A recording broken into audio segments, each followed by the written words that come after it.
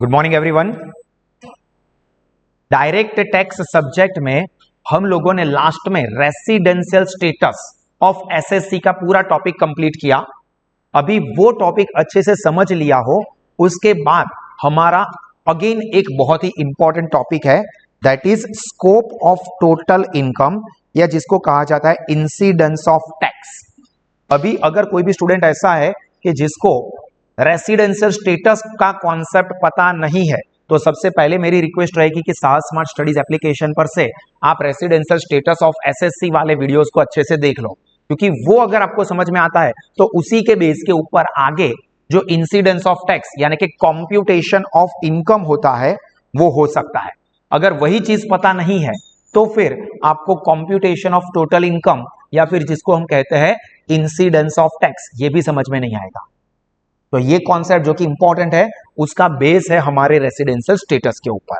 तो चलिए हम लोग शुरू करते हैं। I welcome all the students to Sahas institute of commerce, studying in offline mode और इवन ऑनलाइन लाइव मोड, या जो भी स्टूडेंट्स इसको साहस एप्लीकेशन पर बाद में देखें। देखो क्या कहा है, अंडर द एक्ट, मतलब इनकम टैक्स एक्ट की बात है, incidence of tax on a tax payer depends on, देखो इंसिडेंस ऑफ टैक्स किसके ऊपर डिपेंड है, हिज रेसिडेंशियल स्टेटस, जो कि मैंने अभी आपको बताया, and also the place and time of accrual और रिसीट ऑफ इनकम। दो चीजों के ऊपर डिपेंड करता है। क्या कहा है, इंसिडेंस ऑफ टैक्स ये दो चीजों के ऊपर डिपेंड करता है। पहला, रेसिडेंशियल स्टेटस ऑफ एसएससी, यानी कि टैक्स पेयर का रेसिडेंशियल स्टेटस क्या है, रेसिडेंट एंड ऑर्डिनरी रेसिडेंट है, resident but not ordinary resident है, नॉन रेसिडेंट है, इसके ऊपर तो पहले ये पता चलना चाहिए। और दूसरी चीज, place and time of accrual, accrual मतलब इनकम कहां पर जनरेट हुई है, एंड रिसिप्ट कहां पर मिली है, उसके ऊपर। फॉर एग्जाम्पल, मैं अभी आपको ये क्लासरूम में बैठ के पढ़ा रहा हूं, यहां पर आपको सर्विस दे रहा हूं, तो मेरी इनकम यहां पर जनरेट हुई, बट आप लोग फीस मुझे फॉर एग्जाम्पल अहमदाबाद में देते हो, तो अक्रूवल वडोदरा में हुआ, रिसिट अहमदाबाद में हुआ। तो ये अक्रूवल का प्लेस कौन सा है और जो रिसिट का प्लेस है वो कौन सा है, ये चीजें भी इंसिडेंस ऑफ टैक्स में इंपॉर्टेंट है। तो कौन कौन सी चीजें इंपॉर्टेंट है, पहला तो रेसिडेंशियल स्टेटस ऑफ एसएससी, दूसरा place and time of accrual and receipt of income. Clear? देखो अभी इनकम जो है वो दो तरह की होती है। इनकम को ब्रॉडली दो कैटेगरी में डिवाइड किया जाता है। पहला है इंडियन इनकम और दूसरा है फॉरेन इनकम। इनकम दो कैटेगरी में डिवाइड होती है, एक है इंडियन इनकम और दूसरा है फॉरेन इनकम। देखो, in order to understand the relationship between residential status and tax liability, one must understand the meaning of Indian income and foreign income. तो स्कोप ऑफ टोटल इनकम जब हम करते हैं तो उस वक्त हमें यह भी पता चलना चाहिए कि इनकम इंडियन इनकम है या फॉरेन इनकम है। तो अभी सबसे पहले हम लोग ये डिस्कस करेंगे कि इंडियन इनकम क्या होती है एंड फॉरेन इनकम क्या होती है, क्योंकि उसी के ऊपर टैक्स लायबिलिटी डिपेंड है। सर अभी तो आपने बोला कि टैक्स लायबिलिटी डिपेंड करती है आपके रेसिडेंशियल स्टेटस के ऊपर, वो भी है, रेसिडेंशियल स्टेटस भी है, time and place of accrual and receipt of income, और ये इनकम जो मिलेगी वो कौन सी इनकम है, इंडियन इनकम या फॉरेन इनकम। इतनी चीजों को अपने को कंसीडर करना पड़ेगा टू डिटरमाइन टोटल इनकम। तो देखो सबसे पहले इंडियन इनकम हम किसे कहेंगे, तो following three is Indian income, मतलब ये जो तीन कैटेगरी है उन इनकम को हम लोग इंडियन इनकम कंसीडर करेंगे। अभी ये थ्री कैटेगरीज किस किस को कहा है, तो देखो, इफ इनकम मेन वर्ड है रिसीव्ड और deemed to be received in India during the previous year and at the same time it accrues और अराइज और is deemed to be accrued और arise in India in previous year, मतलब जो assessment year का हम लोग incidence of tax ढूंढ रहे हैं उसका प्रीवियस ईयर, उस प्रीवियस ईयर के अंदर इनकम इंडिया में रिसीव हुई है या होने वाली है। देखो, रिसीव्ड और deemed to be received in India, deemed to be मतलब रिसीव होने वाली है, भारत में रिसीव हुई है या भारत में रिसीव होने वाली है। एंड अक्रूज और डीम्ड टू बी अक्रू मतलब ઊભી થઈ છે અથવા ઊભી થવાની છે, કારણ કે place of receipt and accrual अलग अलग हो सकते हैं। जैसे कि मैंने आपको एग्जांपल दिया कि मैंने आपको पढ़ाया है वडोदरा में, या मैंने आपको गुड्स या सर्विस दिया है यहां पर, तो मेरी इनकम वडोदरा में जनरेट हुई, बट मुझे रिसीट आप लोगों ने पैसे दिए अहमदाबाद में, तो क्या हुआ, अक्रूवल का प्लेस एंड रिसीट का प्लेस दोनों अलग अलग हुए। अभी ऐसा भी हो सकता है कि मैंने आपको सर्विस यहां पर दी वडोदरा में, जो कि पार्ट है इंडिया का, और आपने उसके पैसे मुझे कनाडा में दिए, तो ये आउटसाइड इंडिया हो गया। तो यहां पर क्या याद रखना है कि कोई भी इनकम रिसीव्ड और deemed to be received in India हो, या तो अक्रूज और अराइज, और डीम्ड टू बी अक्रूड और अराइज इन इंडिया हो, तो उसको इंडियन इनकम मानेंगे। दोनों में से कुछ भी हो, दोनों होना जरूरी नहीं है। क्या बोला, रिसीव्ड और deemed to be received in India, हो सकता है अक्रूड इंडिया के बाहर हुआ, चलेगा। हो सकता है कि पैसे बाहर कहीं पर मिले, बट अक्रूड और deemed to be accrued in India है, तो भी वो इंडियन इनकम। तो आपको दो वर्ड्स क्या याद रखना है, एक तो रिसीव्ड, या तो रिसीव्ड हो चुके हैं, या तो डीम्ड टू बी रिसीव्ड है, मतलब रिसीव होने वाले हैं भारत में। दूसरा अक्रूज, जो कि अक्रूड हो चुके हैं भारत में, या तो deemed to be accrued in India है, मतलब भारत में जनरेट होने वाली है, तो उसको इंडियन इनकम मानेंगे। इफ इनकम इज रिसीव्ड और deemed to be received in India, देखो ये दोनों कंडीशन फुलफिल हो गई तो भी इंडियन इनकम। ये दोनों में से कोई एक कंडीशन हो रही है, देखो इफ इनकम रिसीव्ड और deemed to be received in India during the previous year but accrues outside India, तो भी कोई बात नहीं, दोनों में से एक हो गया ना, रिसीव्ड और deemed to be received, accrued और डीम्ड टू बी अक्रूड, ये दोनों में से कुछ भी एक हो जाता है भारत में, फिर हो सकता है कि उसका दूसरा पार्ट आउटसाइड इंडिया हुआ हो, चलेगा, वो इंडियन इनकम मानी जाएगी। सिमिलरली देखो if income is received outside India, देखो यहां पर क्या बोला था, रिसीव्ड इंडिया में थी पर अक्रूड आउटसाइड इंडिया हुई थी,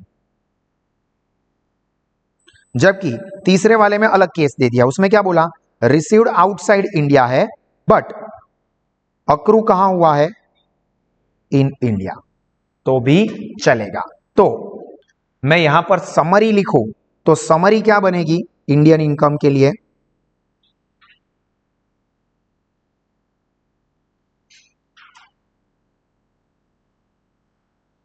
तीन चीजें है, रिसीव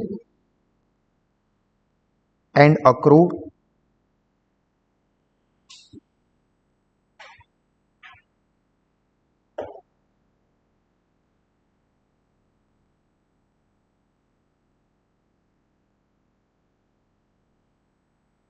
मतलब रिसीव्ड एंड अक्रू दोनों इंडिया में हुआ हो, रिसीव्ड इन इंडिया हो बट अक्रूड इन इंडिया ना हो, या तो फिर रिसीव्ड इंडिया में ना हुआ हो बट अक्रूड इंडिया में हो। तो यहां पर देखो अगर ये दोनों चीजें हैं तो भी इंडियन इनकम, एक चीज हुई है तो भी इंडियन इनकम, और मतलब रिसीव्ड हुआ है बट अक्रूड नहीं हुआ है तो भी इंडियन, रिसीव्ड नहीं हुआ है बट अक्रूड इन इंडिया है तो भी इंडियन इनकम। तो मेन ये तीन याद रखना है कि दोनों चीजें इंडिया में हो, received and accrued, Indian income, received in India but accrued outside India, तो भी Indian income, received outside India but accrued in India, तो भी इंडियन इनकम। क्लियर। अभी फॉरेन इनकम के लिए क्या है, तो ऑब्वियस है कि दोनों चीजें भारत में ना हुई हो। देखो the following two conditions are satisfied then such income is considered as foreign income. देखो इनकम इज नॉट रिसीव्ड और not deemed to be received in India, and देखो ये वर्ड एंड है, मतलब दोनों चीजें होनी चाहिए, एंड डज नॉट अक्रू और अराइज और डीम्ड टू बी अक्राइज, अक्रूड और अराइज इन इंडिया, मतलब दोनों चीजें भारत में नहीं हुई तो वो फॉरेन इनकम। ना इनकम अक्रूड इंडिया में हुई है, ना ही इनकम रिसीव्ड इंडिया में हुई है, मतलब मैंने आपको कनाडा में पढ़ाया और आपने मुझे उसके पैसे कनाडा में ही दिए, तो वो इंडियन इनकम नहीं मानी जाएगी मेरे लिए। क्यों? क्योंकि वो इनकम जनरेट भी आउटसाइड इंडिया हुई है यानी कि अक्रूड, एंड रिसीव्ड भी आउटसाइड इंडिया हुई है, तो फिर उसको हम लोग मानेंगे फॉरेन इनकम। क्लियर। तो देखो अभी यहां पर ब्रीफ समरी देखो, conditions of Indian income and foreign income ध्यान से देखना। वेदर इनकम रिसीव्ड और deemed to be received in India during the relevant previous year. तो क्या इनकम इंडिया में जनरेट हुई है, सॉरी रिसीव्ड, इनकम इंडिया में रिसीव हुई है, पहली चीज आ गई। फिर आगे देखे या ना देखे कोई फर्क नहीं पड़ता, रिसीव्ड इन इंडिया हो गया ना, कौन सी इनकम होगी, इंडियन इनकम। देखो पहली कंडीशन, दोनों चीजें इंडिया में हुई है, रिसीव और अक्रू दोनों इंडिया में हुआ, ऑब्वियसली इंडियन इनकम। दोनों में से एक चीज हुई, मतलब रिसीव्ड इंडिया में हुआ बट अक्रू इंडिया में नहीं हुआ है। मतलब फॉर एग्जाम्पल आपने मुझे फीस दी इंडिया में बट मैंने वो आपको सर्विस दी थी कनाडा में, मतलब इंडिया में नहीं हुआ बट एक चीज तो इंडिया में हो गई ना, तो उसको हम लोग क्या बोलेंगे, इंडियन इनकम। सेम चीज ऑपोजिट, भाई आपने मुझे पैसे कनाडा में दिए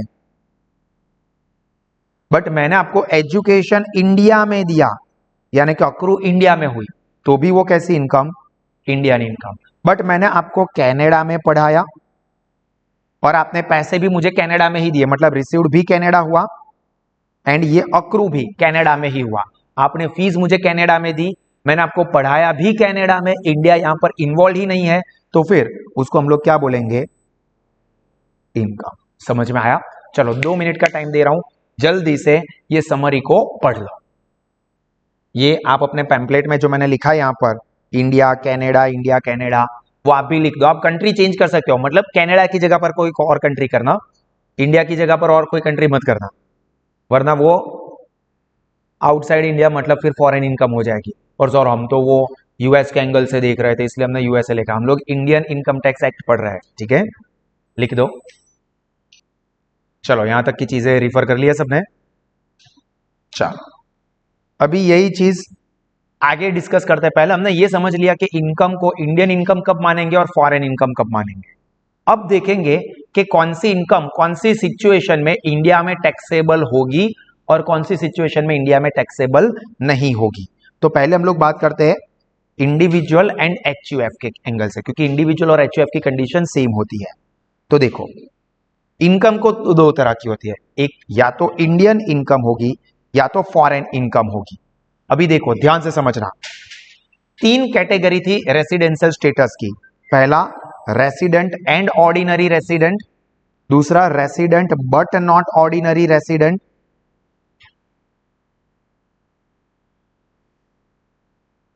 एंड नॉन रेसिडेंट। तो याद रखना इंडियन इनकम, ध्यान से सुन लेना, इंडियन इनकम तीनों ही रेसिडेंशियल स्टेटस में टैक्सेबल इन इंडिया होती है। देखो taxable in India, taxable in India, taxable in India, हमारे लिए बहुत इजी हो गया। क्या बोला कि जब भी कोई इंडियन इनकम हो, इंडियन इनकम पहले तो ये माइंड में क्लिक हो जाना चाहिए कि इनकम अक्रूड और अराइज्ड इन इंडिया हो, दोनों हो तो बहुत अच्छी बात है, दोनों में से एक भी हो तो भी Indian income. And Indian income है ये पता चल गया, तो आपको एग्जांपल में residential status resident and ordinary दिया है तो भी taxable in India, resident but not ordinary दिया है तो भी taxable in India, non resident है तो भी टैक्सेबल इन इंडिया। पर फॉरेन इनकम हो तो रेसिडेंट एंड ऑर्डिनरी रेसिडेंट के लिए taxable in India, foreign income है फिर भी रेसिडेंट एंड ऑर्डिनरी रेसिडेंट वाले के लिए टैक्सेबल इन इंडिया हो जाएगा। चलो बीच में एक बार quick recall, resident and ordinary resident हम कब कहेंगे इंडिविजुअल को, एक बेसिक कंडीशन और दोनों एडिशनल कंडीशन फुलफिल हो तो। एक बेसिक कंडीशन के लिए 2 बेसिक कंडीशन है, दोनों में से कोई भी एक फुलफिल होनी चाहिए। कौन सी थी वो, 182 डेज और मोर इन प्रीवियस ईयर, और दूसरा 60 डेज और मोर इन प्रीवियस ईयर एंड 365 और मोर इन 4 प्रीसीडिंग प्रीवियस ईयर। ये दोनों में से कोई एक कंडीशन फुलफिल हो गई तो बेसिक कंडीशन हो गई।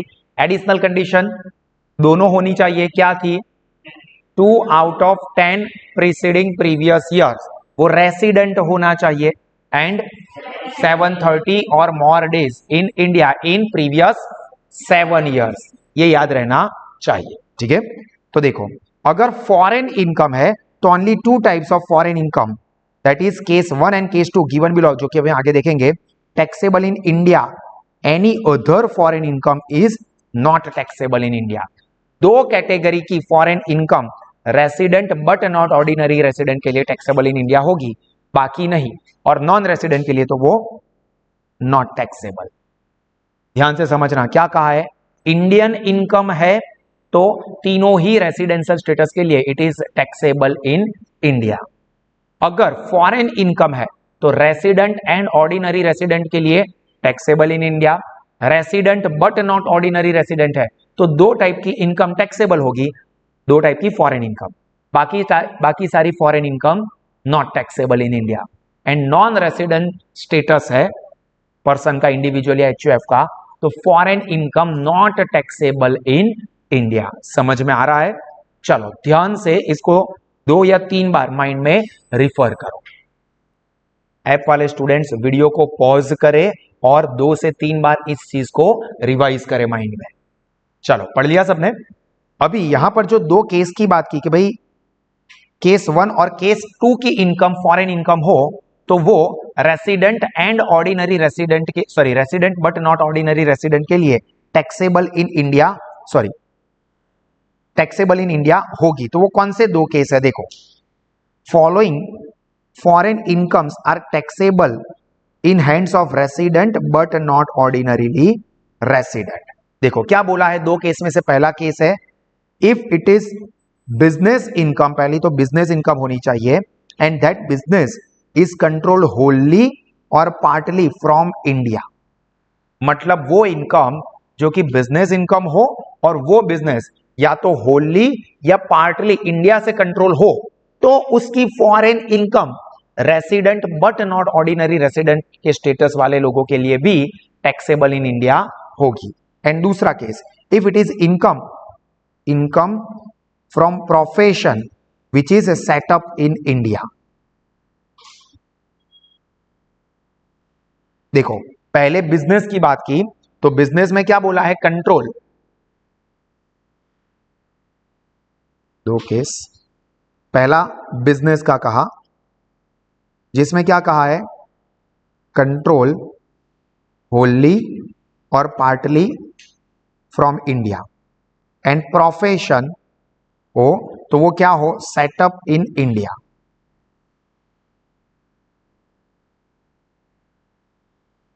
ये समरी। वो exceptional case, 2 exceptional income, foreign exceptional income जो कि resident but not ordinary resident वालों के लिए टैक्सेबल इन इंडिया होगी। वो क्या है? अगर बिजनेस इनकम है तो वो बिजनेस कंट्रोल होली या पार्टली फ्रॉम इंडिया होना चाहिए, और अगर वो प्रोफेशनल इनकम है तो वो प्रोफेशन सेटअप इन इंडिया होना चाहिए। तो वो income resident but not ordinary resident वाले के लिए भी टैक्सेबल इन इंडिया हो जाएगी। Clear? And no other foreign income, अभी like other foreign income like salary है, रेंट, इंटरेस्ट वगैरह वगैरह, is taxable in India in the hands of resident but not ordinary resident. मतलब ये सब टैक्सेबल नहीं होगा क्योंकि आगे लिखा है no other foreign income not taxable for resident but not ordinary resident. मतलब resident but not ordinary resident की कोई फॉरेन इनकम है सैलरी से, रेंट रिसीव्ड से, तो वो resident but not ordinary resident के लिए नॉट टैक्सेबल इन इंडिया। सिर्फ 2 चीज है, बिजनेस तो बिजनेस कंट्रोल होली और पार्टली फ्रॉम इंडिया होना चाहिए, प्रोफेशन इनकम है तो प्रोफेशन सेटअप इन इंडिया होना चाहिए, तो ही वो income taxable in India for resident but not ordinary resident. Resident and ordinary resident के लिए तो सब कुछ टैक्सेबल ही आने वाला है, ठीक है। एंड नॉन रेसिडेंट के लिए ऑलमोस्ट इक्का दुक्का चीजों को छोड़ के सारी चीजें नॉन टैक्सेबल ही होने वाली है, ठीक है। देखो मेन चीज अपनी कंप्लीट हुई किसके लिए? इंडिविजुअल एंड एचयूएफ के लिए। अभी एनी अदर टैक्स पेयर यानी कि कोई कंपनी हो, फर्म हो, कोऑपरेटिव सोसाइटी हो, एओपी हो, बीओआई हो, तो उसमें तो रेसिडेंशियल स्टेटस 2 ही होते हैं, resident in India, non resident in India. इस केस में फर्म, कंपनी, एओपी, बीओआई, उसमें resident and ordinary but not ordinary ऐसा नहीं होता है। ये रेसिडेंशियल स्टेटस वाले में मैं आपको सिखा चुका हूं। तो यहां पर सिंपल इंडियन इनकम है तो रेसिडेंट वालों के लिए taxable in India and non resident के लिए भी टैक्सेबल इन इंडिया, क्योंकि इंडियन इनकम है। आगे भी देखा था कि इंडियन इनकम हो तो हर एक केस में टैक्सेबल इन इंडिया ही होता है, रेसिडेंट हो या नॉन रेसिडेंट हो। इनकम इंडियन इनकम है ना, बात खत्म, वो टैक्सेबल। बट अगर फॉरेन इनकम है तो रेसिडेंट इन इंडिया वालों के लिए टैक्सेबल, नॉट रेसिडेंट वालों के लिए नॉट टैक्सेबल इन इंडिया। ये मेन चीज है, ये मेन अपना पैकेज है। इसी के अंदर से आपको ऑब्जेक्टिव्स एमसीक्यू आ सकते हैं, इसी के अंदर से शॉर्ट सम्स आ सकते हैं, इन्हीं चीजों को कंबाइन करके एक बड़ा एग्जाम्पल पूछ सकते हैं। बट जो कुछ भी है इतनी चीजों में से ही दिया हुआ है।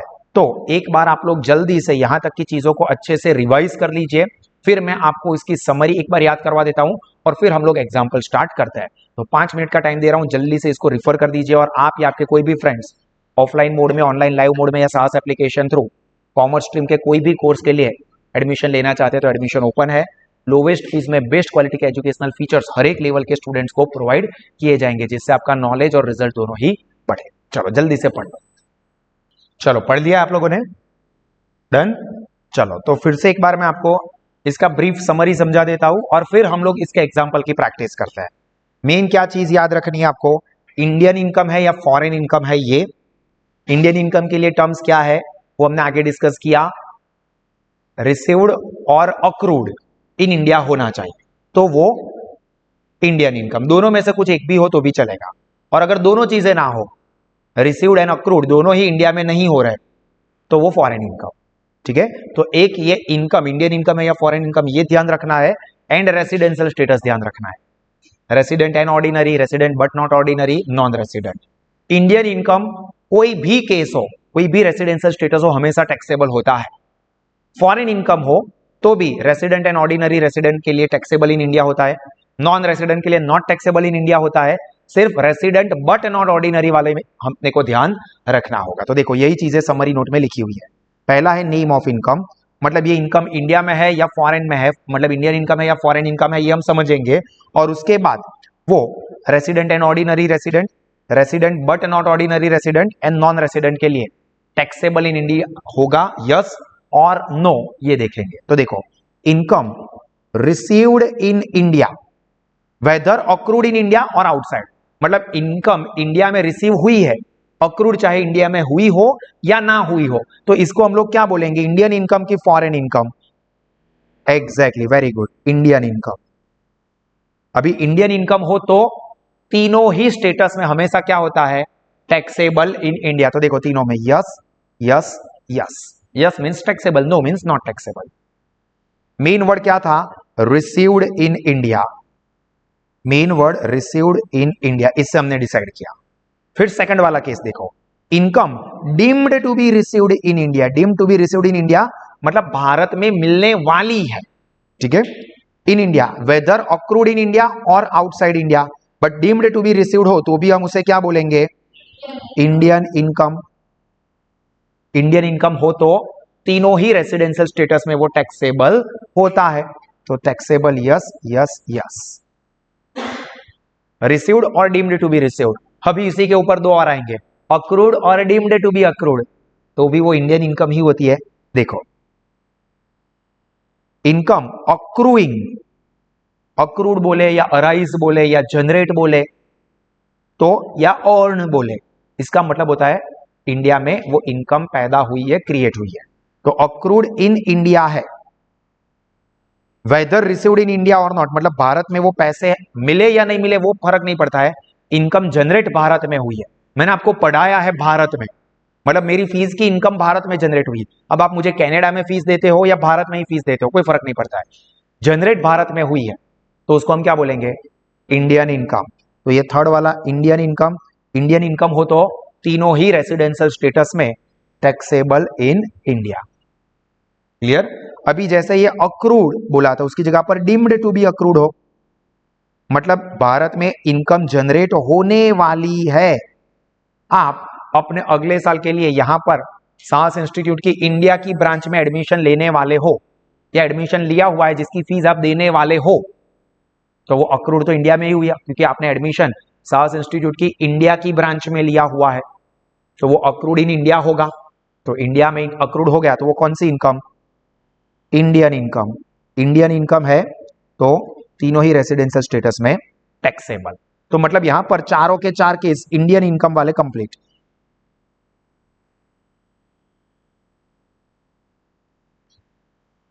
अभी थोड़ा बहुत ध्यान रखना होगा, इनकम रिसीव्ड और अक्रूड आउटसाइड इंडिया। अभी अक्रूड एंड रिसीव्ड दोनों आउटसाइड इंडिया हो तो वो फॉरेन इनकम हो जाती है, ये बात क्लियर। फॉरेन इनकम हो तो भी रेसिडेंट एंड ऑर्डिनरी रेसिडेंट के लिए टैक्सेबल होता है, नॉन रेसिडेंट के लिए नॉट टैक्सेबल होता है। बट दो वो एक्सेप्शनल केस आए थे, resident but not ordinary resident में, जिसमें क्या था भाई, वो फॉरेन इनकम अगर बिजनेस से हो और वो बिजनेस कंट्रोल्ड होली या पार्टली भारत से हो तो वो टैक्सेबल माना जाएगा सेकंड रेसिडेंशियल स्टेटस के लिए, रेसिडेंट बट नॉट ऑर्डिनरी वाले के लिए।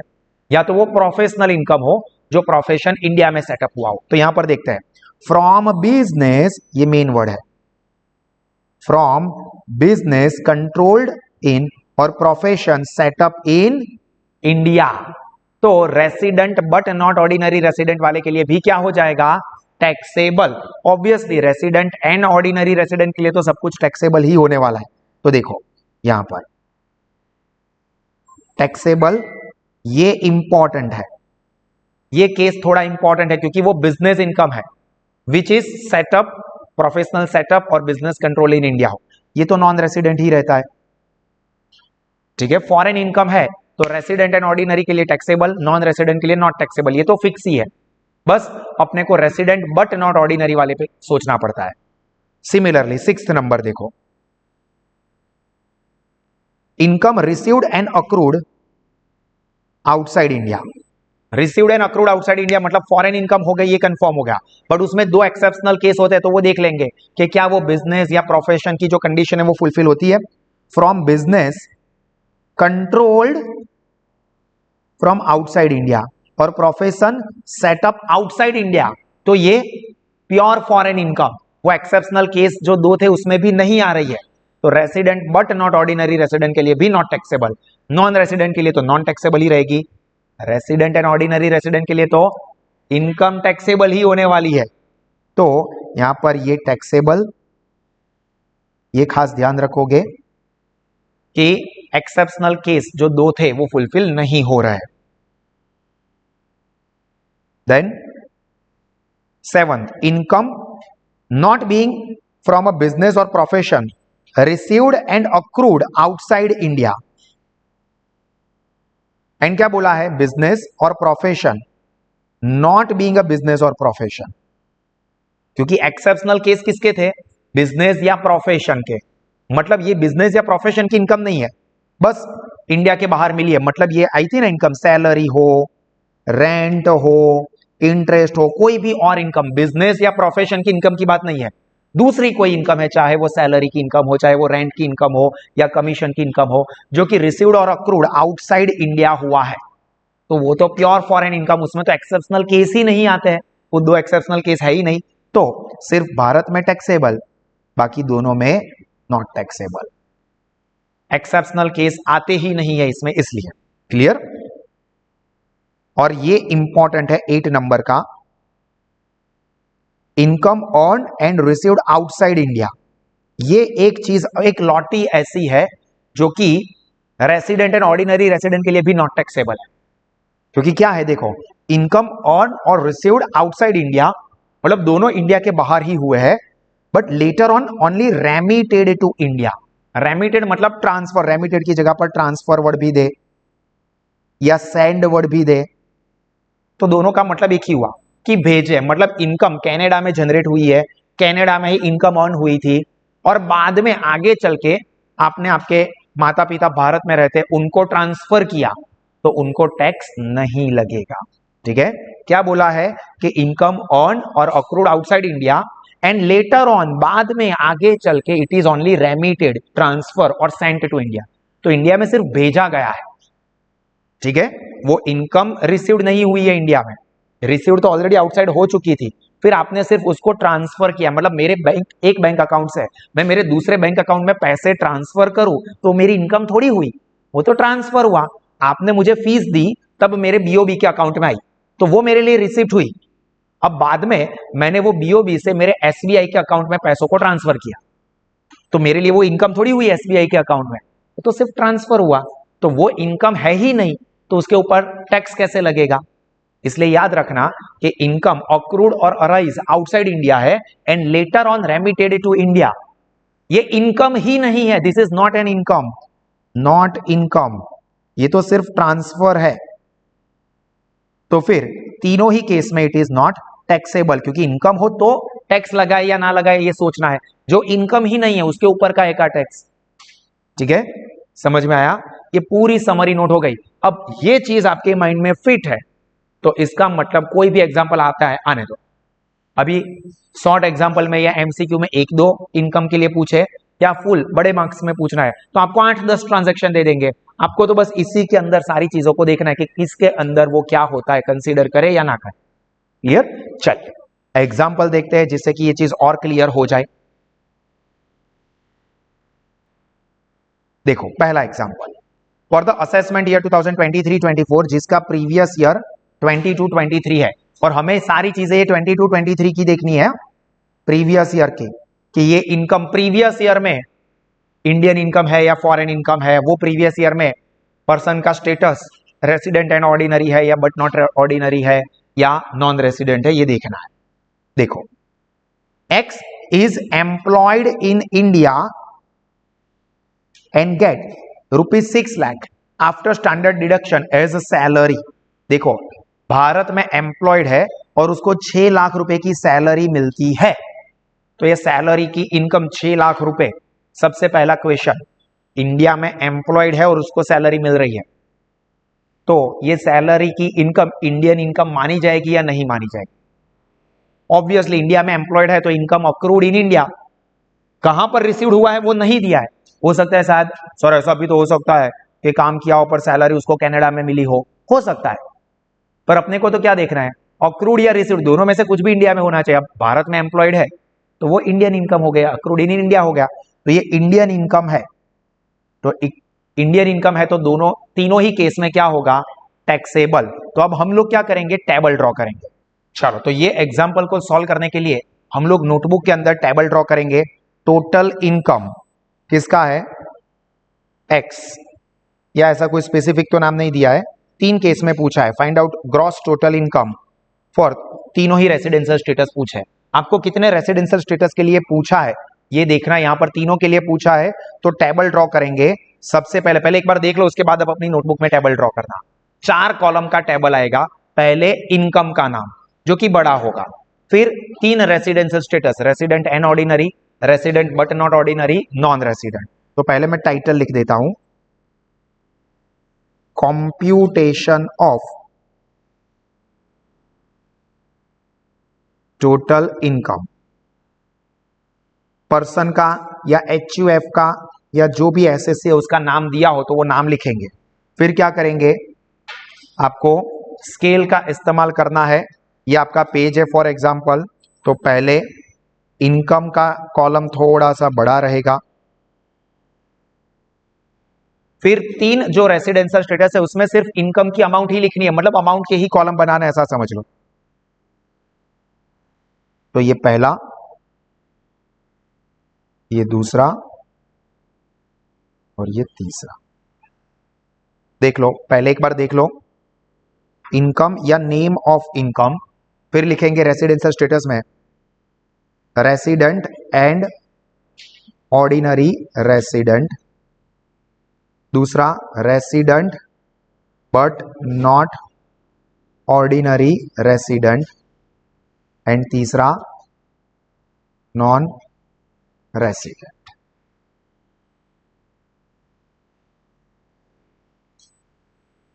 चलो समझ में आया, इस तरह से टेबल ड्रॉ करना है। अपने को टोटल 1 2 3 4 5 जितने ट्रांजैक्शन दिए तो 8-10 लाइन का सफिशिएंट, 8-10 लाइन के अंदर आपका टेबल आराम से हो जाएगा। चलो जल्दी से अपनी नोटबुक में इस तरह से टेबल ड्रॉ कर दो। चलो सब लोगों ने टेबल ड्रॉ कर दिया हो तो पहली इनकम क्या हुई, सैलरी इनकम, तो हम लोग क्या करेंगे, यहां पर लिखेंगे सैलरी इनकम। कितनी इनकम है, 6 लाख रुपीज, सभी में टैक्सेबल है तो सभी में लिख देंगे 6 लाख 6 लाख 6 लाख।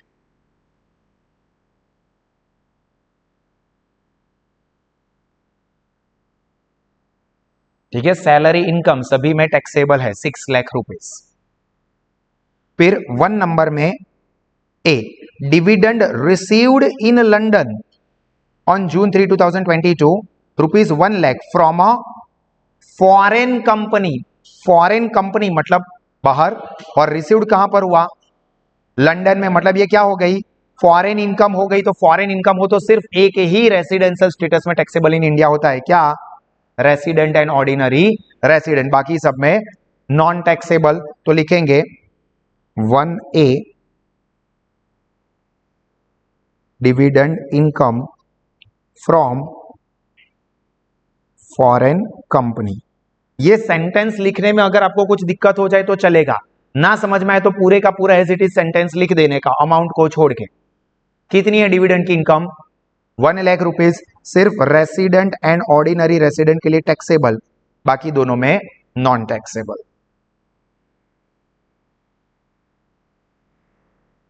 डन। फिर next, share of profit received in London on December 15, 2022 from business situated in Sri Lanka but control from India. मतलब ये हो गई फॉरेन इनकम, बट एक्सेप्शनल जो केस है वो एप्लीकेबल हुआ। अभी कोई भी इनकम हो रेसिडेंट एंड ऑर्डिनरी के लिए तो टैक्सेबल होने ही वाली है, नॉन रेसिडेंट के लिए नॉन टैक्सेबल होगी, resident but not ordinary resident वाले के लिए क्या होगी? टैक्सेबल, क्योंकि business is control from India.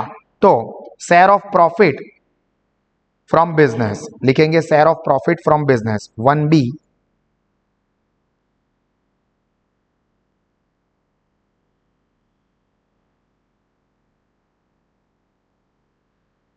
Amount है 2 lakh rupees. Resident but not ordinary के लिए भी टैक्सेबल, नॉन रेसिडेंट के लिए नॉट टैक्सेबल। क्लियर? किस तरह से लिखना है समझ में आया? चलो अभी डायरेक्टली मैं आपको दिखाऊंगा। सेकंड नंबर क्या है?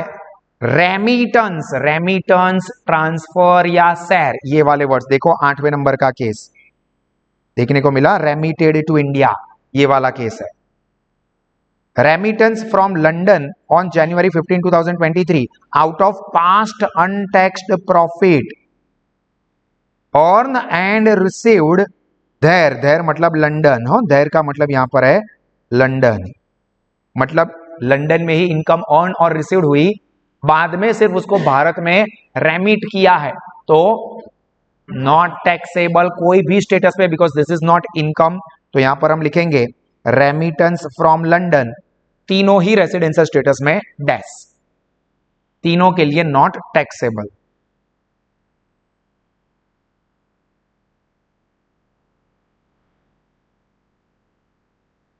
Remittance from London. डन।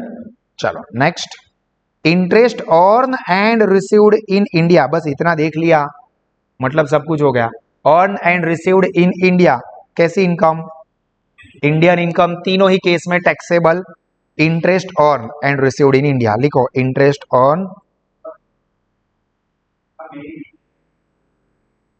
इसके अंदर एक ईयर आपको चेंज करना है, प्रीवियस ईयर है 2022 है, ईयर एक चेंज कर देना, प्रीवियस ईयर। ये खास ध्यान रखना है डेट में।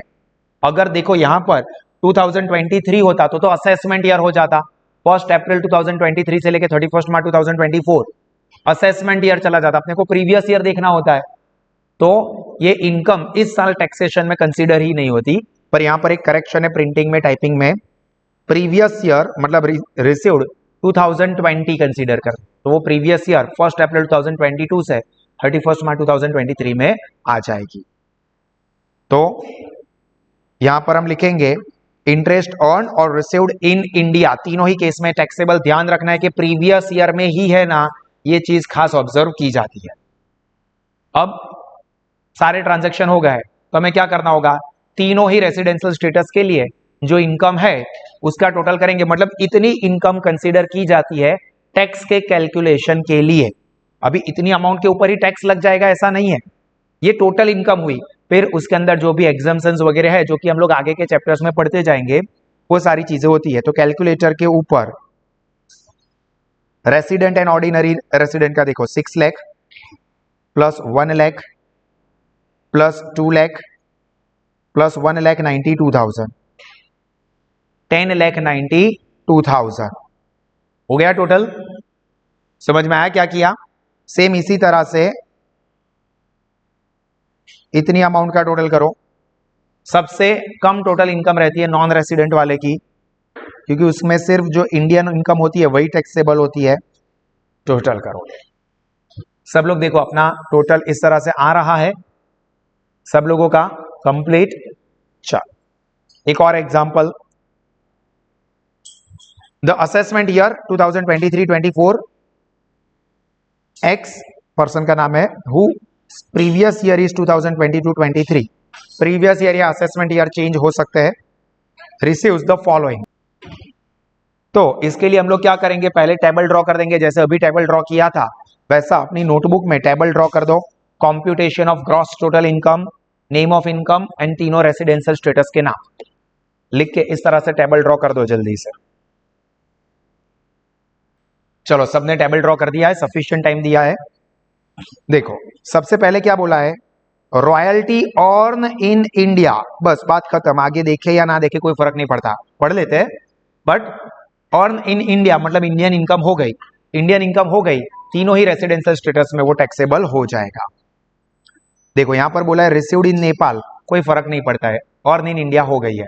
तो रॉयल्टी अर्न तीनों ही केस में 1,46,000 लिख देंगे अमाउंट के कॉलम में।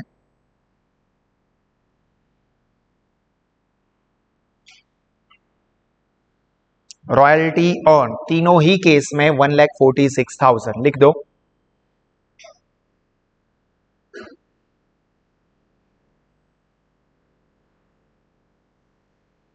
चलो उसके बाद dividend from foreign company received in Nepal, foreign company का डिविडेंड और रिसीव भी कहां हुआ, नेपाल में, मतलब आउटसाइड इंडिया हो गया। तो ये कौन सी हो गई, फॉरेन इनकम, और फॉरेन इनकम हो जाए तो सिर्फ और सिर्फ रेसिडेंट एंड ऑर्डिनरी रेसिडेंट में टैक्सेबल, बाकी सब में नॉन टैक्सेबल। देखो रेसिडेंट एंड ऑर्डिनरी रेसिडेंट में सिर्फ एक ही चीज नॉन टैक्सेबल होती है, वो क्या, रेमिटेंस। रेमिटेंस के अलावा सारी की सारी चीजें रेसिडेंट एंड ऑर्डिनरी रेसिडेंट में टैक्सेबल ही होती है। तो लिख दो dividend from foreign company received in Nepal, सिर्फ रेसिडेंट एंड ऑर्डिनरी रेसिडेंट में टैक्सेबल। चलो लिख दिया।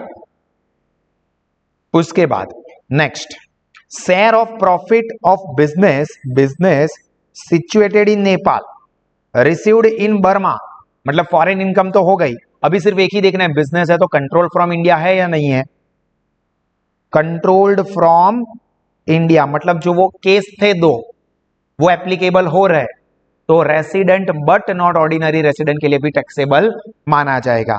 1,42,000 दो रेसिडेंशियल स्टेटस में टैक्सेबल, नॉन रेसिडेंट में नॉन टैक्सेबल। लिखो शेयर ऑफ प्रॉफिट,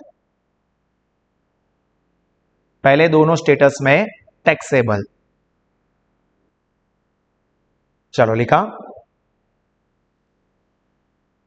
उसके बाद rent of 2022-23 of house property situated in Nepal received there, मतलब अक्रूड भी आउटसाइड इंडिया हुआ क्योंकि प्रॉपर्टी नेपाल में है, और रिसीव्ड भी नेपाल में ही हुआ, तो ये फॉरेन इनकम हो गई। तो फॉरेन इनकम हो तो भी रेसिडेंट एंड ऑर्डिनरी रेसिडेंट में तो टैक्सेबल होगा ही, बाकी दोनों में नॉन टैक्सेबल।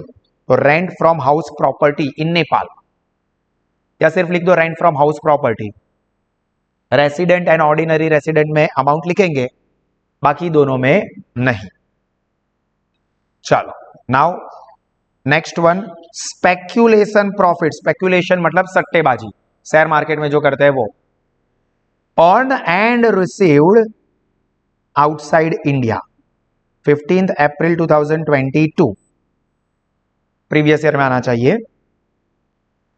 ₹5,60,000। देखो earn and received outside India है, फॉरेन इनकम हो गई, बट फॉरेन इनकम हो तो भी रेसिडेंट एंड ऑर्डिनरी रेसिडेंट में टैक्सेबल। ये वो बिजनेस या प्रोफेशन वाला तो है नहीं, तो resident but not ordinary resident में भी नॉन टैक्सेबल ही रहेगा। तो लिख दो speculation profit on and received outside India resident and ordinary resident में टैक्सेबल, बाकी दोनों में नॉन टैक्सेबल। और ये लिख दो। उसके बाद क्या करना होता है, ये हर एक इनकम का टोटल किया जाता है। जैसे सबसे पहला रेसिडेंट एंड ऑर्डिनरी रेसिडेंट का देखो, 1,46,000 प्लस 2,56,000 प्लस 1,42,000 प्लस 4,65,000 प्लस 5,60,000, तो 15,69,000। सब लोग अपने अपने कैलकुलेटर पर करोगे और यहां पर बोर्ड पर चेक करोगे। सेम इसका, और ये तो एक ही है, कर दो अपने कैलकुलेटर पर। टोटल लिखो तो नीचे डबल लाइन, ऊपर सिंगल लाइन, ये करना है। क्लियर? सब लोगों का कंप्लीट करो। चलो, ये एग्जाम्पल हो गए, तो एक और मोस्ट इंपॉर्टेंट फुल एग्जाम्पल हम लोग करते हैं। इसके लिए आप लोग नोटबुक में अपना टेबल ड्रॉ कर दीजिए तीनों ही स्टेटस के लिए। X furnish the following particulars of his income earn during the previous year, relevant assessment year है 2023-24। अपने को पूछा है find out the gross total income of x if he is resident and ordinary resident but not non resident. तो notebook में table जो अभी आगे के एग्जाम्पल की है वैसे ही टेबल ड्रॉ कर दो इस तरह से। चलो जल्दी से टेबल ड्रॉ कर दो। चलो, सबने टेबल ड्रॉ कर दिया है? बहुत ही ध्यान से समझना, काफी इंपॉर्टेंट है, छोटी छोटी चीजें कॉम्प्लिकेटेड लगेगी। देखो, सबसे पहले interest on German development bond. अभी जर्मन डेवलपमेंट बॉन्ड मतलब इंडिया के बाहर का हो गया।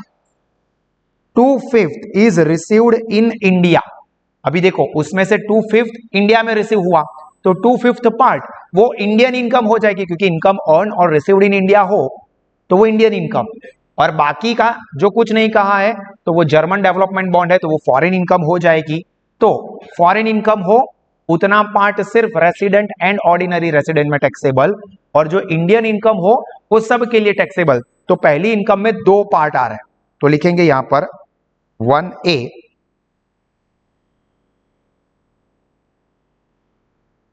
इंटरेस्ट है ना, interest on German development bond.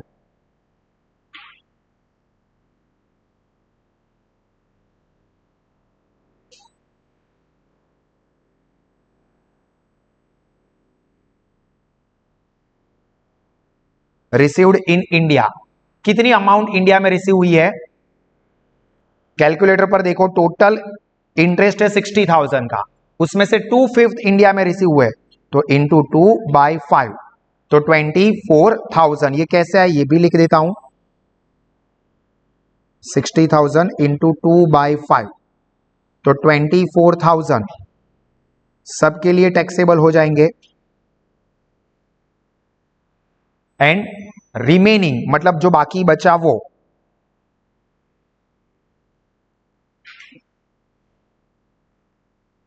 Remaining amount, यानी कि 60,000 का टोटल इंटरेस्ट, जिसमें से 24,000 यानी कि 2/5 इंडिया में मिला वो निकाल दो, तो बाकी जो बचा वो फॉरेन इनकम हो गई।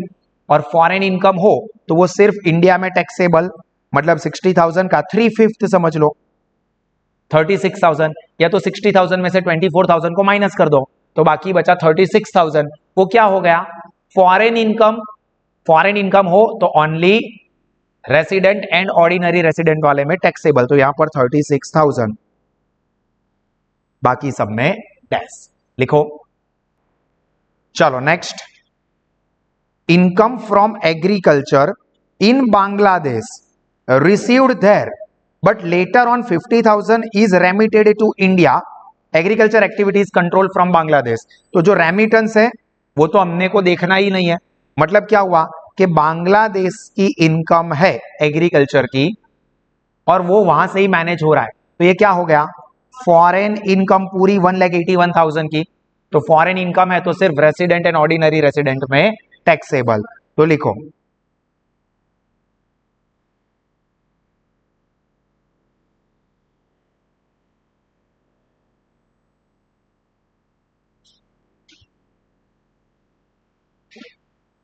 $1,81,000। अभी कोई ये सोच सकता है सर एग्रीकल्चर इनकम में तो टैक्स कहां लगता है इंडिया में। हम लोग ये टैक्स का कैलकुलेशन नहीं कर रहे, हम लोग क्या कर रहे हैं, टोटल इनकम गिन रहे हैं। फिर उसके अंदर जो चीजों में एग्जाम्पशन होगा कि भाई एग्रीकल्चर इनकम तो टैक्स के लिए नहीं एलिजिबल है, तो माइनस करेंगे, वो आगे के चैप्टर्स में पढ़ना है।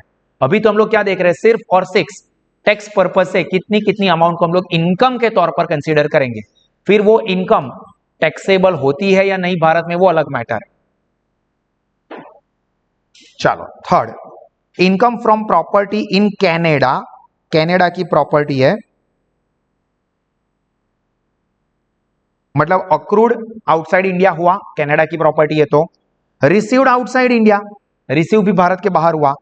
76,000 is used in Canada for meeting the educational expense of ex-daughter in USA and rupees 10,000 is later on remitted to India।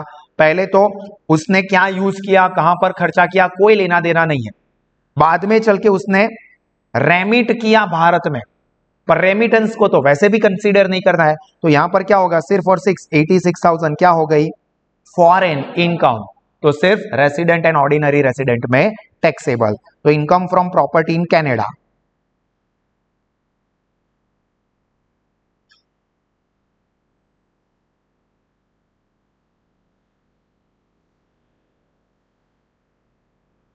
कितना है अमाउंट, 86,000।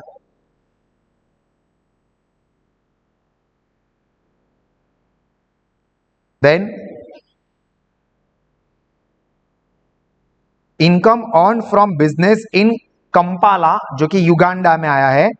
युगांडा अलग कंट्री है, आउटसाइड इंडिया हो गया। Which is controlled from Delhi, Delhi से कंट्रोल हो रहा है।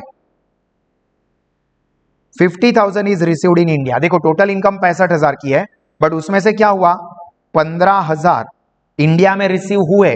तो इंडिया में रिसीव हुए तो ये इंडियन इनकम हो गई। बाकी बचे 50,000, उसमें क्या होगा, बिजनेस दिल्ली से मैनेज हो रहा है, ये हो गई फॉरेन इनकम।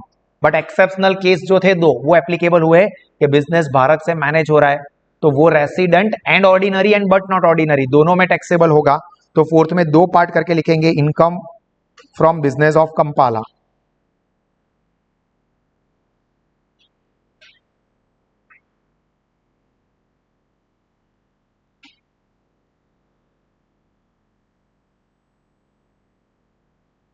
कितना भारत में रिसीव हुआ है, 15,000। तो सबके लिए टैक्सेबल, सभी स्टेटस में।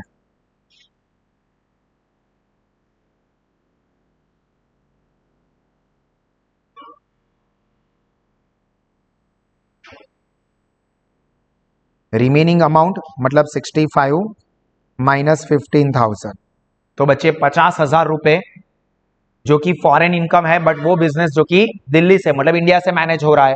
तो पहले दो स्टेटस के लिए वो टैक्सेबल इन इंडिया हो जाएगा, लिख दो। चलो उसके बाद फिफ्थ नंबर सिंपल है, dividend paid by foreign company but received in India, मतलब इंडियन इनकम हो गई, इंडियन इनकम हो गई मतलब तीनों स्टेटस में taxable. 46,500 dividend received in India.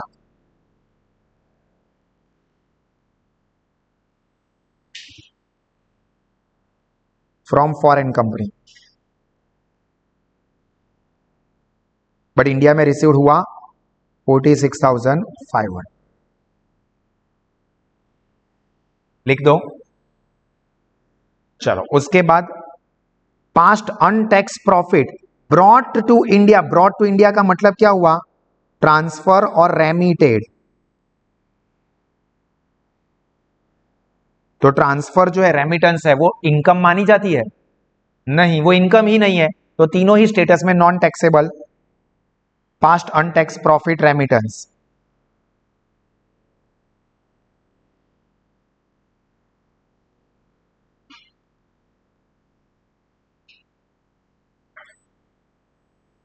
तीनों ही स्टेटस में नॉन टैक्सेबल, लिख दो।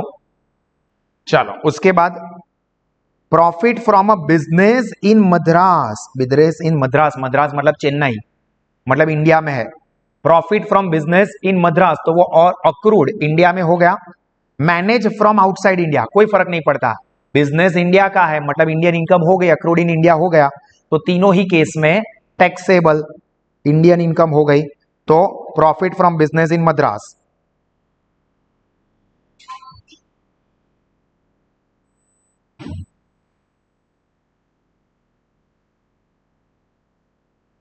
कितनी है अमाउंट?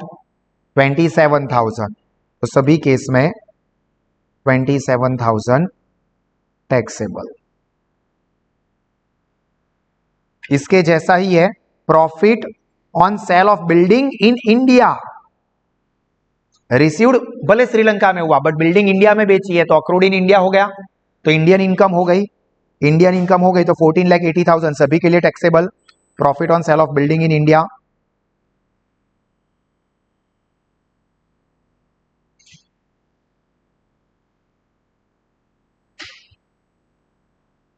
₹14 लाख कितना है? 80,000।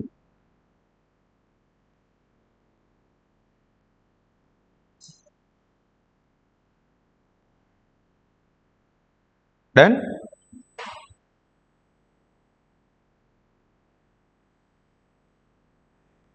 उसके बाद pension from a former employer in India received in Rangoon.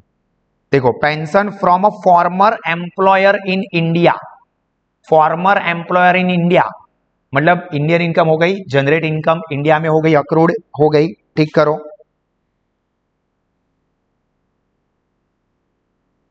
तो ये 36,000 पेंशन, सिर्फ इतना लिख दोगे पेंशन इनकम तो भी चलेगा।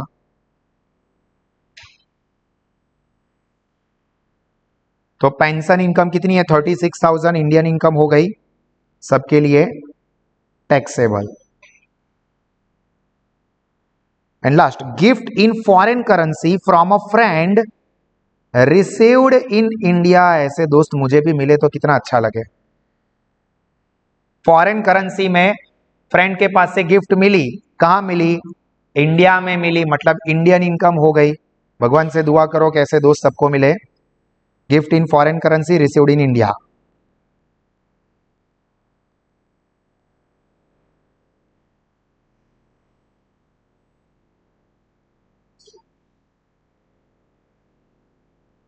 इंडियन इनकम तो सभी केस में टैक्सेबल। क्लियर? अभी ये लिख दे, उसके बाद क्या करना है? सिंपल टोटल कर देना है, तो वो अपने को टोटल ग्रॉस इनकम मिल जाएगी। चलो जल्दी से कैलकुलेटर पर कर ही दो। 24,000 प्लस 36,000 प्लस 1,81,000। मैं अभी रेसिडेंट एंड ऑर्डिनरी रेसिडेंट वाला कर रहा हूं, plus 86,000 plus 15,000 plus 50,000 plus 46,500 plus 27,000 plus 14,80,000 36,000 80,000। क्या निकला? 20,61,500 आ रहा है सबका।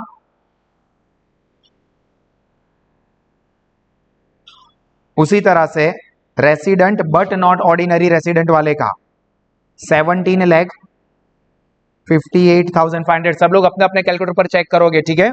और लास्ट वाले का 17,08,500। एग्जैक्टली, बिल्कुल सही कहा। क्लियर? जिसका भी बाकी हो वो इन चीजों को कंप्लीट करेगा। यहां पर हमारा पूरा topic scope of total income या इंसिडेंस ऑफ टैक्स वाला कंप्लीट हुआ, जो कि मोस्ट इंपॉर्टेंट है एग्जाम ओरिएंटेड ऑब्जेक्टिव फुल सम के एग्जांपल्स के एंगल से। तो इसको बहुत ही अच्छे से प्रैक्टिस करना। इसके सारे सेशंस वीडियोस हमारी साहस एप्लीकेशन के ऊपर रखे हुए हैं, तो उसमें से देखोगे और अपने दोस्तों को भी सजेस्ट करोगे। God bless you all. जय हिंद।